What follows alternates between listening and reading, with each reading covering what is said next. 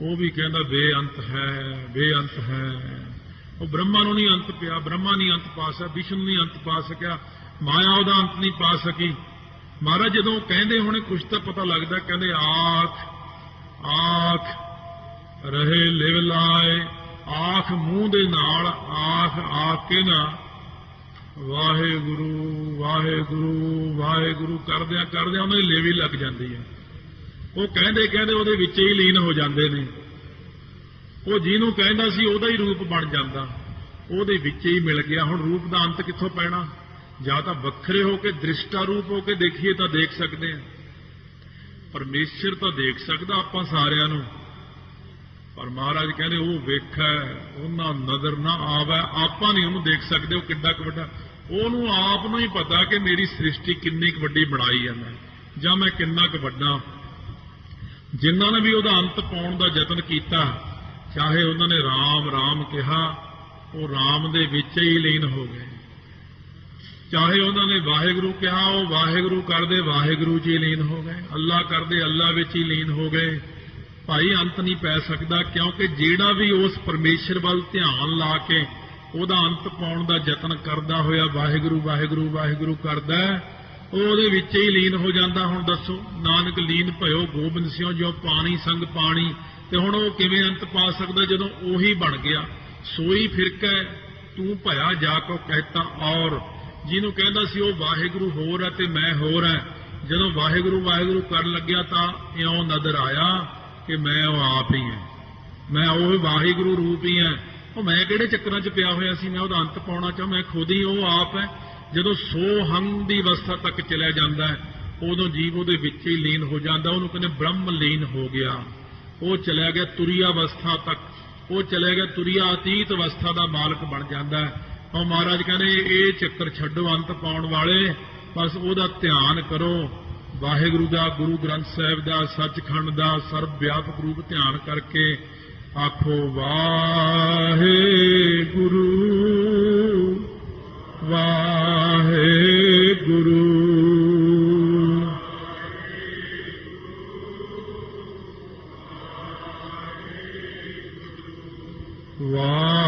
ਵਾਹਿਗੁਰੂ ਵਾਹਿਗੁਰੂ। ਸਭ ਤੋਂ ਸੂਖਮ ਮੇਰੇ ਨਾਲੋਂ ਵੀ ਸੂਖਮ ਹੈ ਤੇ ਸ਼ਬਦ ਤੱਕ ਪਹੁੰਚ ਜਾ, ਸ਼ਬਦ ਨਾਲ ਸੁਰਤੀ ਜੋੜ ਲੈ।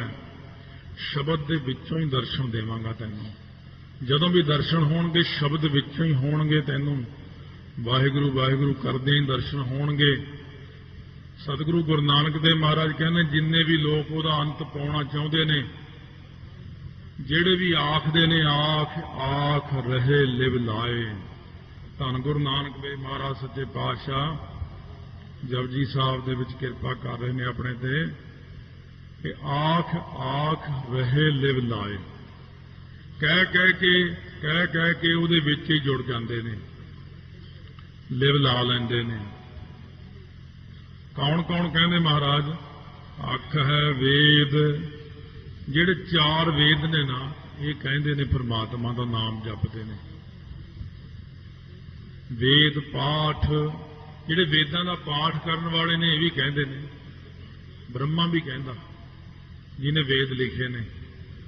ਵੇਦਾਂ ਦਾ ਜਿਹੜਾ ਪਾਠ ਕਰਨ ਵਾਲਾ, ਜਿੰਨੇ ਪੰਡਤ ਲੋਕ ਨੇ, ਸਿਆਣੇ ਵਿਦਵਾਨ ਨੇ, ਵਸਿਸ਼ਠ ਮੁਨੀ ਨੇ, ਵਿਆਸ ਮੁਨੀ ਜੀ ਨੇ, ਉਹ ਵੀ ਕਹਿੰਦੇ ਨੇ। ਪਾਠ ਤੋਂ ਭਾਵ ਵਿਆਕਰਣ ਵਾਲੇ ਵੀ ਕਹਿੰਦੇ ਨੇ, ਜਿਨ੍ਹਾਂ ਨੇ ਵਿਆਕਰਣ ਦੀ ਮੁਨੀਆਂ ਨੇ ਰਚਨਾ ਕੀਤੀ ਹੈ। ਫਿਰ ਪੁਰਾਣ ਵੀ ਤੇਰਾ ਨਾਮ ਜਪਦੇ ਨੇ, 18 ਪੁਰਾਣ। 18 ਪੁਰਾਣ ਲਿਖਣ ਵਾਲੇ ਵਿਆਸ ਜੀ ਵੀ ਤੇਰਾ ਨਾਮ ਜਪਦੇ ਨੇ। ਉਹ ਵੀ ਕਹਿੰਦੇ ਨੇ ਤੇਰੇ ਨਾਮ ਨੂੰ, ਉਹ ਵੀ ਤੇਰੇ ਨਾਮ ਦੀ ਮਹਿਮਾ ਨੂੰ ਕਹਿੰਦੇ ਨੇ। ਉਹ ਵੀ ਜਿਹੜੇ ਵੇਦ ਨੇ, ਵੇਦ ਵੀ ਆਪਣਾ ਦਿਵ ਰੂਪ ਧਾਰਨ ਕਰਕੇ ਤੇਰਾ ਨਾਮ ਜਪਦੇ ਨੇ। ਪੁਰਾਣਾਂ ਵਾਲੇ ਵੀ ਤੇਰਾ ਨਾਮ ਜਪਦੇ ਨੇ। ਪੁਰਾਣ ਪੜ੍ਹਨ ਵਾਲੇ ਵੀ, ਇਹਨਾਂ ਵਿਖਿਆਨ ਕਰਨ ਵਾਲੇ ਵੀ। ਆਖੈ ਪੜ੍ਹੇ ਕਰਹਿ ਵਿਖਿਆਨ, ਉਹ ਵੀ ਤੇਰਾ ਨਾਮ ਜਪਦੇ ਨੇ। ਉਹ ਵੀ ਕਹਿੰਦੇ ਨੇ ਜਿਹੜੇ ਪੜ੍ਹੇ ਨੇ ਵੇਦ ਪਾਠ ਪੁਰਾਣ ਅਤੇ ਕਰਦੇ ਨੇ ਵਿਖਿਆਨ। ਵਿਖਿਆਨ ਕਰ ਕਰਕੇ ਦੁਨੀਆ ਨੂੰ ਸੁਣਾਉਂਦੇ ਨੇ। ਰਿਸ਼ੀ ਮੁਨੀ ਬੜੇ ਬੜੇ ਵਿਆਸ ਵਰਗੇ, ਉਹ ਵੀ ਤੁਹਾਡਾ ਕਥਨ ਕਰਦੇ ਨੇ, ਕਹਿੰਦੇ ਕਹਿੰਦੇ ਉਹਨਾਂ ਨੂੰ ਵੀ ਅੰਤ ਨਹੀਂ ਆਇਆ। ਉਹ ਵੀ ਬੇਅੰਤ ਬੇਅੰਤ ਕਹਿ ਕੇ ਅਖੀਰ ਪਿੱਛਾ ਛਡਾਉਂਦੇ ਨੇ ਆਪਣਾ। ਆਖਿਆ ਹੈ ਬਰਮੇ ਕੋਟ ਬ੍ਰਹਮੇ ਜਗ ਸਾਜਣ ਲਾਏ। ਬ੍ਰਹਮੇ ਤੋਂ ਭਾਵ ਬਹੁਵਾਚਕ ਬਹੁਤੇ ਬ੍ਰਹਮੇ ਹੈ, ਇੱਕ ਬ੍ਰਹਮਾ ਨਹੀਂ ਹੈ। ਬ੍ਰਹਮੇ ਘੁਮਿਆਰ ਇੱਕ ਨਹੀਂ ਹੈ, ਦਰਜੀ ਇੱਕ ਨਹੀਂ ਹੈ, ਬਹੁਤ ਦਰਜੀ ਨੇ। ਇਸੇ ਤਰ੍ਹਾਂ ਹੀ ਬ੍ਰਹਮੇ ਨੇ, ਜਗ ਨੂੰ ਸਾਜਣ ਵਾਲੇ ਬੜੇ ਬ੍ਰਹਮੇ ਬਣਾਏ ਹੋਏ ਨੇ। ਕਾਲ ਪੁਰਖੀ ਦੇ ਮੈਂ ਕੋਟਿ ਵਿਸ਼ਨ ਮਹੇਸ਼, ਕੋਟ ਇੰਦਰ ਬ੍ਰਹਮਾ ਕਿਤੇ ਰਾਵਸਸ ਕਰੋੜ ਜਲੇਸ।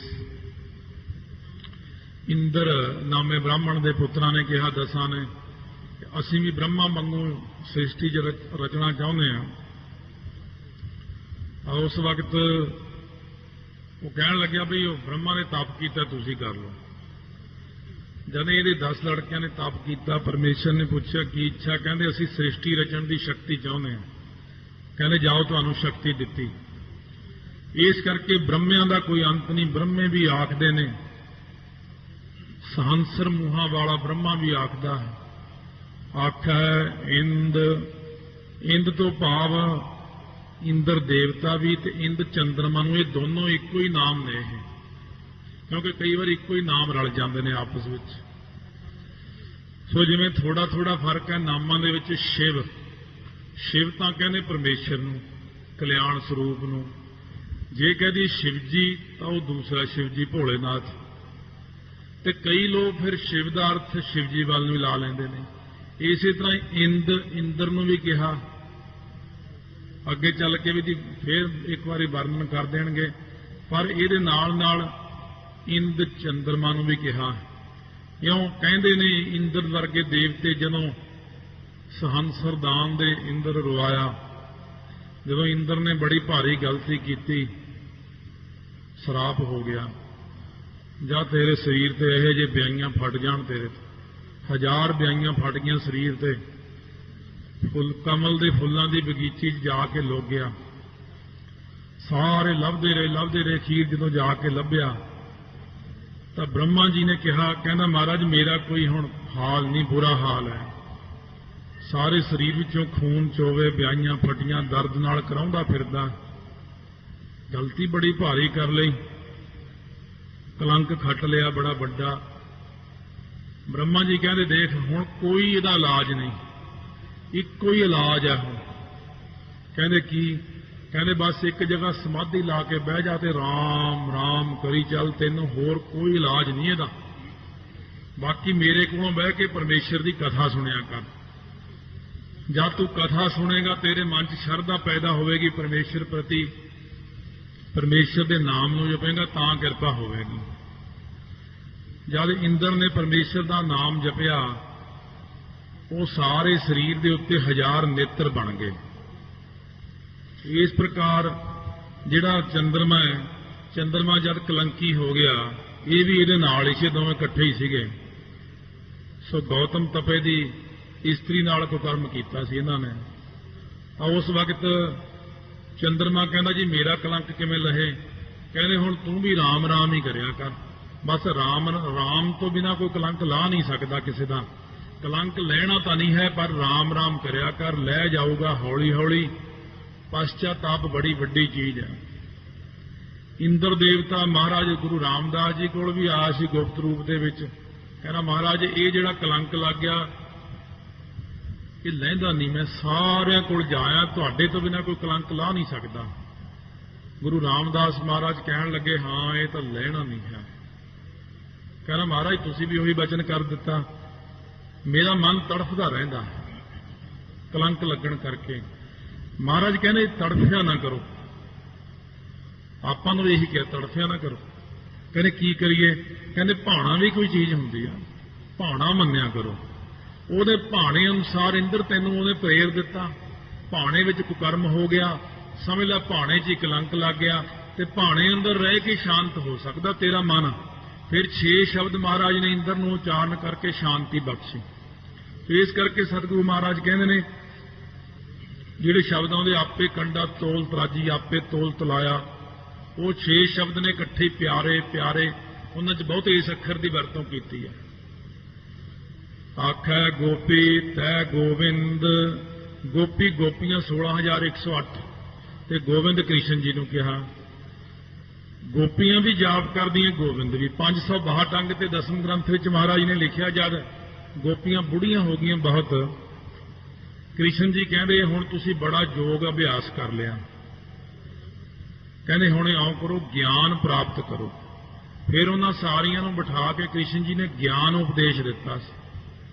ਗਿਆਨ ਦਾ ਉਪਦੇਸ਼ ਦੇ ਕੇ ਇੱਕ ਗੱਲ ਕਹੀ ਸੀ, ਗਿਆਨ ਇਹ ਦਿੱਤਾ ਸੀ ਕਿ ਜੋ ਕੁਝ ਨਜ਼ਰ ਆਉਂਦਾ ਹੈ ਨਾਸਵੰਤ ਹੈ, ਇਹ ਸਰੀਰਾਂ ਦਾ ਮੋਹ ਨਾ ਕਰੋ, ਆਤਮਾ ਸੱਤ ਹੈ, ਆਤਮਾ ਦਾ ਧਿਆਨ ਕਰਦੇ ਹੋਏ ਬਸ ਪਰਮੇਸ਼ਰ ਦਾ ਨਾਮ ਜਪੀ ਜਾਓ। ਇਉਂ ਕ੍ਰਿਸ਼ਨ ਜੀ ਨੇ ਵੀ ਨਾਮ ਜਪਿਆ, ਗੋਪੀਆਂ ਨੇ ਵੀ ਨਾਮ ਜਪਿਆ, ਉਹਨਾਂ ਤੋਂ ਵੀ ਨਾਮ ਜਪਾਇਆ।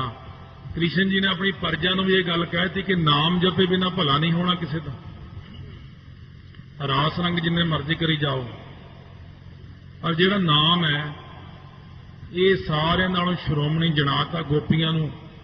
ਜਦੋਂ ਗੋਪੀਆਂ ਦੇ ਸਾਹਮਣੇ ਤੋਲਿਆ ਸੀ ਸਾਰਾ ਕੁਝ, ਸੋਨਾ ਪਾ ਕੇ ਇੱਕ ਪਾਸੇ ਆਪਣਾ ਨਾਮ ਰੱਖ ਕੇ ਤੋਲਣਾ ਕੀਤਾ, ਤਾਂ ਸਾਰਾ ਸੋਨਾ ਇੱਕ ਪਾਸੇ ਪੈ ਗਿਆ, ਪਰ ਨਾਮ ਦਾ ਭਾਰ ਚੱਕਿਆ ਨਹੀਂ ਗਿਆ, ਕਿਉਂਕਿ ਨਾਮ ਦਾ ਭਾਰ ਬਹੁਤ ਵੱਡਾ। ਕਿਉਂ? ਨਾਮ ਦੀ ਮਹਿਮਾ ਨੂੰ ਰਾਮਚੰਦਰ ਜੀ ਨੇ ਵੀ ਦਰਸਾਤਾ, ਕ੍ਰਿਸ਼ਨ ਜੀ ਨੇ ਵੀ ਦਰਸਾਤਾ, ਗੁਰੂ ਨਾਨਕ ਦੇਵ ਜੀ ਨੇ ਬਖਸ਼ਿਸ਼ਾਂ ਕਰਤੀਆਂ। ਆਖੈ ਗੋਪੀ ਤੈ ਗੋਬਿੰਦ, ਗੋਪੀਆਂ ਅਤੇ ਗੋਬਿੰਦ ਕ੍ਰਿਸ਼ਨ ਜੀ ਮਿਲ ਕੇ ਗਾਉਂਦੇ ਨੇ ਅਤੇ ਸ੍ਰਿਸ਼ਟੀ ਨੂੰ ਵੀ ਕਹਿੰਦੇ ਹੋ ਭਾਈ ਸਾਡਾ ਭਲਾ ਨਾਮ ਜਪਣ ਨਾਲ ਹੋਇਆ, ਤੁਸੀਂ ਵੀ ਨਾਮ ਜਪੋ। ਆਖ ਹੈ ਈਸ਼ਰ, ਆਖ ਹੈ ਸਿੱਧ। ਈਸ਼ਰ ਜਿਹੜਾ ਸ਼ਿਵ ਜੀ ਹੈ, ਜਿਹੜਾ ਵਿਸ਼ਨੂੰ ਹੈ, ਗਣੇਸ਼ ਹੈ, ਸ਼ਕਤੀ ਹੈ, ਕਾਰਤਿਕੇ ਹੈ, ਇਹ ਪੰਜ ਈਸ਼ਰ ਜਿਹੜੇ ਨੇ ਇਹ ਵੀ ਪਰਮੇਸ਼ਰ ਦੇ ਨਾਮ ਨੂੰ ਹੀ ਗਾਉਂਦੇ ਨੇ। ਇਹ ਵੀ ਰਾਮ ਰਾਮ ਕਰਦੇ ਨੇ, 88,000 ਵਰਾ ਸਮਾਧੀ ਲਾ ਕੇ ਇੱਕ ਪਰਮੇਸ਼ਰ ਦਾ ਨਾਮ ਹੀ ਜਪਦੇ ਨੇ ਸਾਰੇ ਜਣੇ। ਕਿਉਂਕਿ ਇਹ ਸਿੱਧਾਂ ਨੂੰ ਸੁਣਾ ਰਹੇ ਗੁਰੂ ਨਾਨਕ ਦੇਵ ਜੀ ਕਿ ਸਾਰੇ ਹੀ ਗਾਉਂਦੇ ਨੇ, ਸਾਰੇ ਹੀ ਗਾਉਂਦੇ, ਤੁਸੀਂ ਵੀ ਗਾਓ। ਆਖੈ ਸਿੱਧ, ਤੁਹਾਡੇ ਜਿਹੜੇ ਵੱਡੇ ਵਡੇਰੇ ਨੇ ਗੋਰਖੋਣੀ ਹੋਰ ਸਾਰੇ, ਉਹ ਸਾਰੇ ਪਰਮੇਸ਼ਰ ਨੂੰ ਕਹਿੰਦੇ ਨੇ, ਉਹਦਾ ਕਥਨ ਕਰਦੇ ਨੇ। ਤੁਸੀਂ ਵੀ ਗਾਇਆ ਕਰੋ ਪਰਮੇਸ਼ਰ ਨੂੰ, ਤੁਸੀਂ ਵੀ ਕਹੋ ਉਸ ਪਰਮੇਸ਼ਰ ਦੇ ਨਾਮ ਨੂੰ। ਆਖ ਹੈ ਕੇਤੇ ਕੀਤੇ ਬੁੱਧ, ਕਿੰਨੇ ਜਿਹੜੇ ਬੁੱਧ ਦੇਵਤੇ ਨੇ ਬੁੱਧ ਵਰਗੇ ਗਾਉਂਦੇ ਨੇ। ਜਿਹੜਾ ਬੁੱਧ ਜੀ ਹੋਏ ਨੇ ਉਹ ਵੀ ਗਾਉਂਦੇ ਨੇ, ਜਿਨ੍ਹਾਂ ਨੂੰ ਪ੍ਰਕਾਸ਼ ਹੋਇਆ ਸੀ। ਬੁੱਧੀਵਾਨ ਵੀ ਗਾਉਂਦੇ ਨੇ, ਬੁੱਧੀ ਵਾਲੇ ਵੀ ਗਾਉਂਦੇ ਨੇ, ਬੜੇ ਬੜੇ ਲੋਕ, ਉਹ ਵੀ ਸਾਰੇ ਪਰਮੇਸ਼ਰ ਨੂੰ ਹੀ ਗਾਇਨ ਕਰਦੇ ਨੇ। ਇਸ ਕਰਕੇ ਤੁਸੀਂ ਵੀ ਆਖਿਆ ਕਰੋ, ਉਹਦਾ ਕੋਈ ਅੰਤ ਤਾਂ ਹੈ ਨਹੀਂ। ਆਖ ਆਖ ਰਹੇ ਲਿਵ ਲਾਏ, ਜਦੋਂ ਰਾਮ ਰਾਮ ਜਪਣ ਲੱਗਦੇ ਨੇ ਤਾਂ ਕਿੰਨੇ ਹਜ਼ਾਰ ਵਰੇ ਤੱਕ ਸਮਾਧੀ ਜੁੜ ਜਾਂਦੀ ਇਹਨਾਂ ਦੀ, ਅੰਤ ਨਹੀਂ ਪਾ ਸਕਦੇ। ਆਖ ਹੈ ਦਾਨਵ, ਆਖ ਹੈ ਦੇਵ। ਦਾਨਵ ਜਿਹੜੇ ਨੇ ਬੜੇ ਬੜੇ ਦੈਂਤ, 45 ਪਦਮ ਦੈਂਤ ਜਿਹੜਾ ਹੈ, ਇਹ ਵੀ ਗਾਉਂਦੇ ਨੇ, ਕਿਉਂਕਿ ਦੈਂਤਾਂ ਨੂੰ ਵੀ ਸ਼ਕਤੀ ਨਾਮ ਨੇ ਦਿੱਤੀ। ਰਾਵਣ, ਹਰਨਾਕਸ਼, ਇਹ ਵੀ ਤਾਂ ਨਾਮ ਪਹਿਲਾਂ ਜਪਿਆ, ਇਹਨਾਂ ਨੇ ਵਰ ਲਏ ਨੇ। ਇਸ ਕਰਕੇ ਦਾਨਵ ਵੀ ਤੈਨੂੰ ਗਾਉਂਦੇ ਨੇ। ਜਦੋਂ ਇਹਨਾਂ ਨੂੰ ਲੋੜ ਪੈ ਜਾਂਦੀ ਹੈ ਤਾਂ ਇਹ ਵੀ ਫਿਰ ਪਰਮੇਸ਼ਰ ਦਾ ਹੀ ਨਾਮ ਲੈ ਕੇ ਸ਼ਕਤੀ ਪ੍ਰਾਪਤ ਕਰਦੇ ਨੇ। ਆਖ ਹੈ ਦੇਵ, ਦੇਵਤੇ ਵੀ ਤੁਹਾਨੂੰ ਗਾਉਂਦੇ ਨੇ। ਰਾਤ ਦਿਨ ਦੇਵਤੇ ਵੀ ਤੇਰਾ ਜਸ ਕਰਦੇ ਨੇ, ਜੇ ਨਹੀਂ ਕਰਦੇ ਤਾਂ ਸ਼ਕਤੀ ਘਟ ਜਾਂਦੀ ਹੈ। ਇਸ ਕਰਕੇ ਇਹ ਵੀ ਤੁਹਾਡਾ ਜਾਪ ਕਰਦੇ ਰਾਤ ਦਿਨ। ਆਖ ਹੈ ਸੁਰ, ਸੁਰ ਦੇਵਤੇ। ਤੇ ਫਿਰ ਕੌਣ? ਨਰ। ਨਰ ਉਹ ਹੁੰਦੇ ਨੇ ਜਿਹੜੇ ਸ਼ਹੀਦੀ ਪਾ ਕੇ ਫਿਰ ਇਸ ਨਰ ਦੇਵਤਿਆਂ ਦੀ ਅਵਸਥਾ ਨੂੰ ਪ੍ਰਾਪਤ ਕਰਦੇ। ਇਹ ਦੇਵਤਿਆਂ ਵਿੱਚ ਹੀ ਹੁੰਦੇ ਨੇ ਨਰ, ਬੰਦਿਆਂ ਨੂੰ ਨਹੀਂ ਕਿਹਾ। ਬੰਦੇ ਵੀ ਗਾਉਂਦੇ ਨੇ, ਨਰ ਮਨੁੱਖਾਂ ਨੂੰ ਏਕ ਨਿਧਾਨਾ, ਪਰ ਇੱਕ ਜਿਹੜੇ ਨਰ ਹੁੰਦੇ ਨੇ ਕਿੰਨਰ ਤੇ ਨਰ, ਇਹ ਸ਼ਹੀਦੀ ਪਾ ਕੇ ਫਿਰ ਉਸ ਅਵਸਥਾ 'ਚ ਪਹੁੰਚ ਜਾਂਦੇ ਨੇ ਜਿਹਨੂੰ ਨਰ ਕਹਿੰਦੇ ਨੇ। ਆਖੈ ਸੁਰ। ਦੇਵਤਿਆਂ ਵਿੱਚ ਵੀ ਦੇਵ ਤੇ ਸੁਰ ਇਹ ਵੀ ਵੱਡੇ ਛੋਟੇ ਹੁੰਦੇ ਨੇ। ਇੱਕ ਤੇ ਕਿੰਨਰ ਨੇ, ਇੱਕ ਗੰਧਰਵ ਨੇ, ਇੱਕ ਇਹਨਾਂ ਦੇ ਹਾਹਾ ਹੂ ਹੂ ਨਾਮ ਕਰਕੇ ਨੇ ਜਿਹੜੇ ਗਾਉਂਦੇ ਨੇ ਰਾਗ ਵਿਦਿਆ। ਇੱਕ ਟੌਣਾ ਛਾਉਣਾ ਇਹਨਾਂ ਦੇ ਗਣ ਨੇ ਸ਼ਿਵ ਜੀ ਦੇ। ਇਹ ਵੱਖੋ ਵੱਖਰੀਆਂ ਕਿਸਮਾਂ ਇਹਨਾਂ ਦੀਆਂ। ਮੁਨੀ ਜਨ ਜਿਹੜੇ ਕਪਲ ਮੁਨੀ ਵਰਗੇ ਜਨ, ਜਿਹੜੇ ਸੇਵਕ ਨੇ, ਸੇਵਾ ਕਰਨ ਵਾਲੇ ਹਨੂਮਾਨ ਜੀ ਵਰਗੇ, ਉਹ ਵੀ ਗਾਉਂਦੇ ਨੇ। ਉਹ ਸੇਵਾਦਾਰ ਹੀ ਬਣੇ ਰਹਿੰਦੇ ਨੇ ਹਰ ਵਕਤ। ਉਹ ਕਹਿੰਦੇ ਮੈਂ ਪਰਮੇਸ਼ਰ ਦੀ ਸੇਵਾ ਕਰਨੀ ਬਸ। ਉਹ ਪਰਮੇਸ਼ਰ ਦੀ ਸੇਵਾ ਕਰਦਿਆਂ ਰੋਮ ਰੋਮ ਜਾਪ ਦੇ ਵਿੱਚ ਰਾਮ ਰਾਮ ਗਾਉਂਦੇ ਨੇ। ਉਹ ਵੀ ਪਰਮੇਸ਼ਰ ਦਾ ਨਾਮ ਜਪਦੇ ਨੇ। ਕੇਤੇ ਆਖੈ ਆਖਣ ਪਾਹੇ, ਕਿੰਨੇ ਪਿੱਛੇ ਕਹਿ ਚੁੱਕੇ ਨੇ, ਕਿੰਨੇ ਹੁਣ ਕਹਿ ਰਹੇ ਨੇ, ਕਿੰਨੇ ਅੱਗੇ ਨੂੰ ਕਹਿਣਗੇ। ਕੇਤੇ ਕਹਿ ਕਹਿ ਉੱਠ ਉੱਠ ਜਾਹੇ, ਕਿੰਨੇ ਕਹਿ ਕੇ ਦੁਨੀਆ 'ਚੋਂ ਉੱਠ ਕੇ ਫਿਰ ਚੜ੍ਹਾਈ ਕਰ ਜਾਂਦੇ ਨੇ।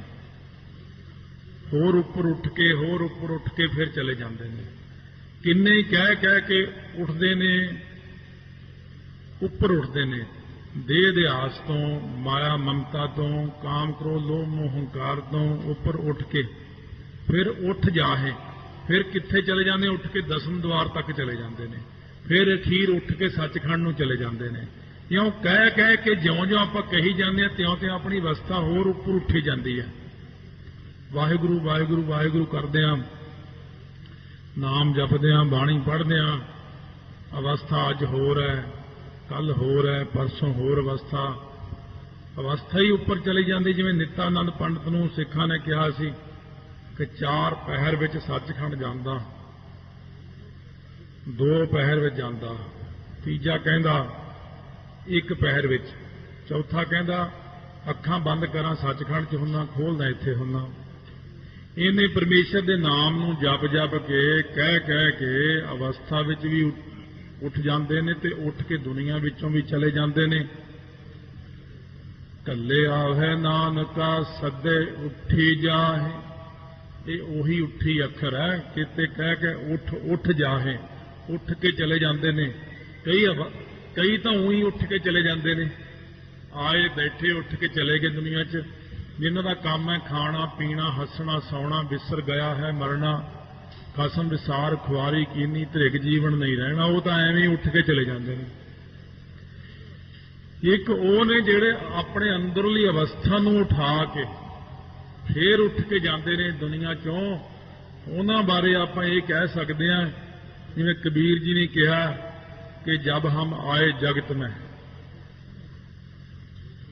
जग हंसे हम रोए, जब हम चले जग से तो हम हंसे जग रोए। ਉਹ ਜਿਹੜੇ ਆਪਣੀ ਅਵਸਥਾ ਦੇ ਮੁਤਾਬਕ ਉੱਪਰ ਨੂੰ ਉੱਠ ਕੇ ਸਮਾਧੀਆਂ 'ਚ ਲੀਨ ਹੋ ਗਏ, ਉੱਪਰੋਂ ਉੱਪਰੀ ਅਕਾਲ ਪੁਰਖ ਵੱਲ ਨੂੰ ਸੱਚਖੰਡ ਵੱਲ ਚਲੇ ਗਏ, ਉਹੇ ਜਿਹੇ ਬੰਦੇ ਸੰਸਾਰ ਦੇ ਅੰਦਰ ਘੱਟ ਮਿਲਦੇ ਨੇ। ਮਹਾਰਾਜ ਕਹਿੰਦੇ ਇੰਨੇ ਲੋਕ ਕਹਿੰਦੇ ਤੁਹਾਨੂੰ ਇੰਨਾ ਕੁਝ ਗਿਣ ਕੇ ਦੱਸਿਆ, ਇਹ ਤਾਂ ਵੱਡਿਆਂ ਦੀ ਗਿਣਤੀ ਦੱਸੀ ਹੈ। ਇਹਨਾਂ ਵਿੱਚ ਛੋਟਾ ਕੋਈ ਵੀ ਨਹੀਂ ਹੈ।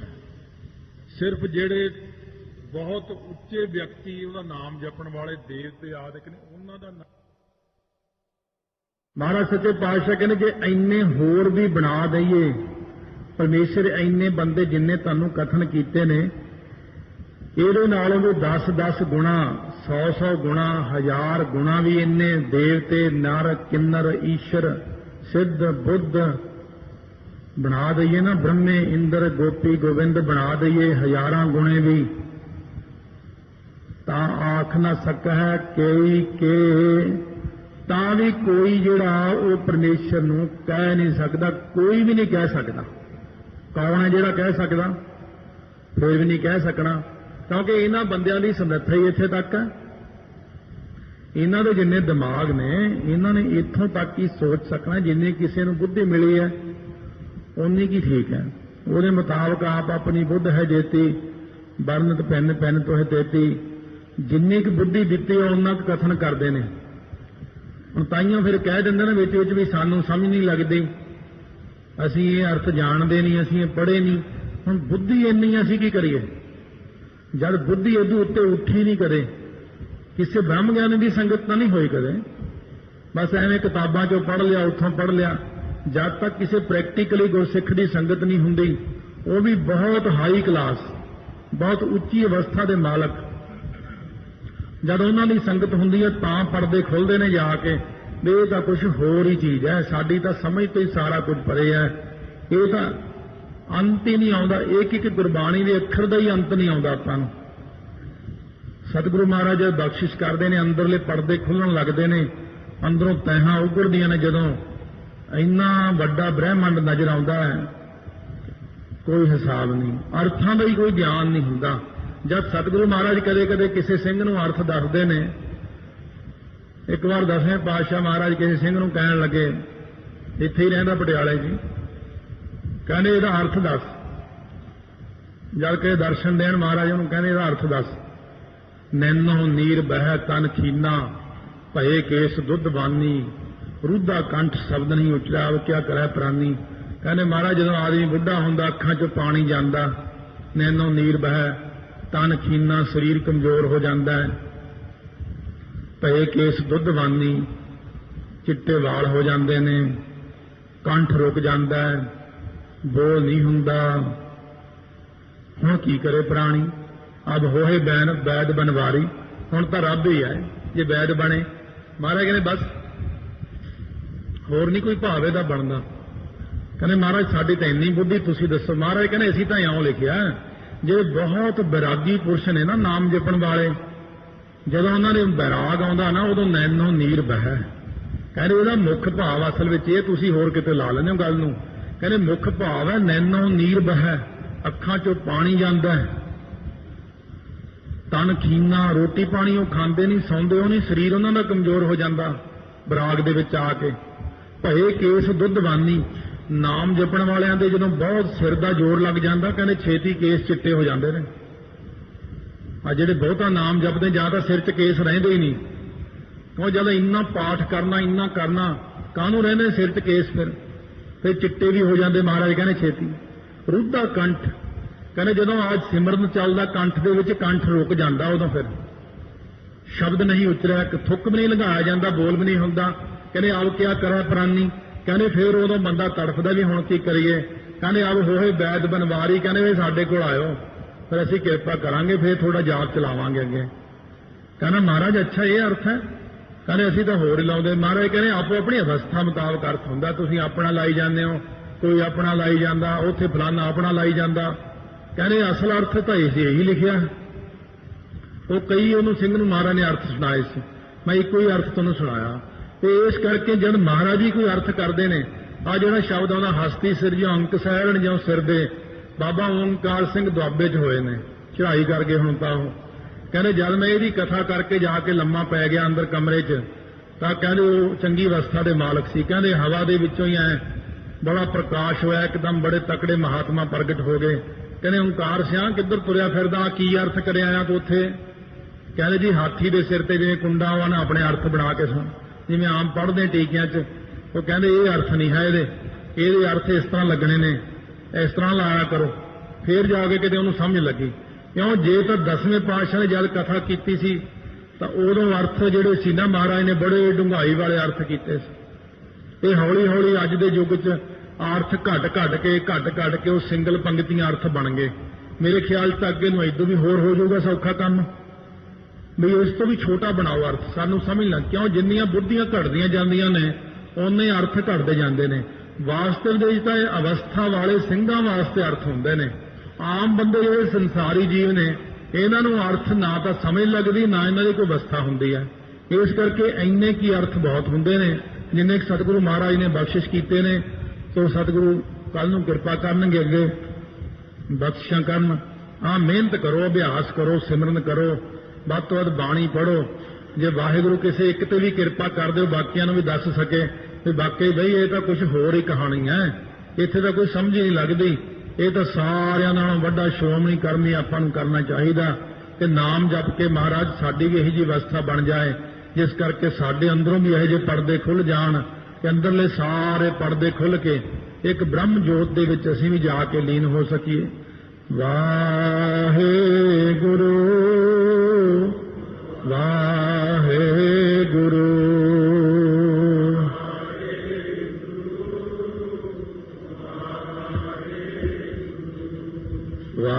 ਵਾਹਿਗੁਰੂ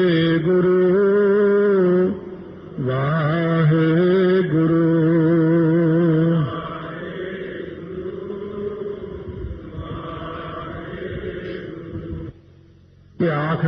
ਲਾਏ।